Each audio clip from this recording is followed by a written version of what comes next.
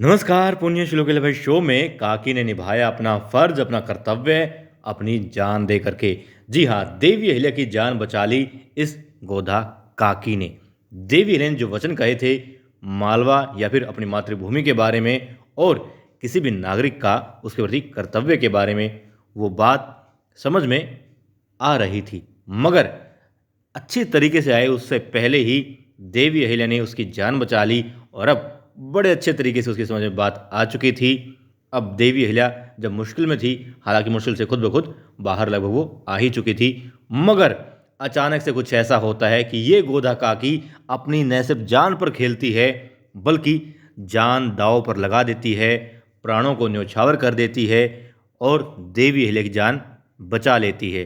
हालांकि संभावना है कि देवी अहिल्या यहाँ पर घायल हो सकती थी, मगर मगर इस काकी ने ऐसा नहीं होने दिया। देवी अहिल्या पर जरा सी भी आँच आए उससे पहले अपने प्राणों को उसने न्यौछावर कर दिया।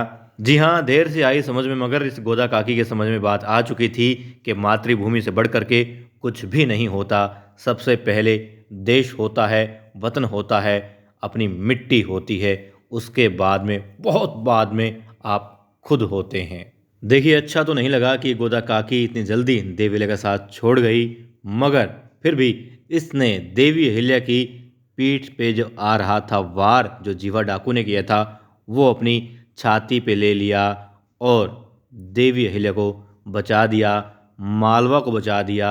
और जिस तरीके से इस काकी के समझ में, खैर बहुत देर से ये बात आई, मगर यदि हम सब के समझ में ये बात रहे कि सबसे पहले वतन है, मिट्टी है, अपनी माँ है जिसने पैदा किया वो है, और अपना देश, जो आप जिस भी वतन में हैं, जहाँ की भी आप रोटी खा रहे हैं, अन्न खा रहे हैं, उस देश के प्रति अपना फ़र्ज़ निभाएं। आप जिस भी किरदार में हैं उसे ईमानदारी से निभाएं, तो ये संपूर्ण धरती, ये धरा स्वर्ग से कम नहीं होगी और आप जहाँ भी रहें वहाँ खुशहाली कम नहीं होगी।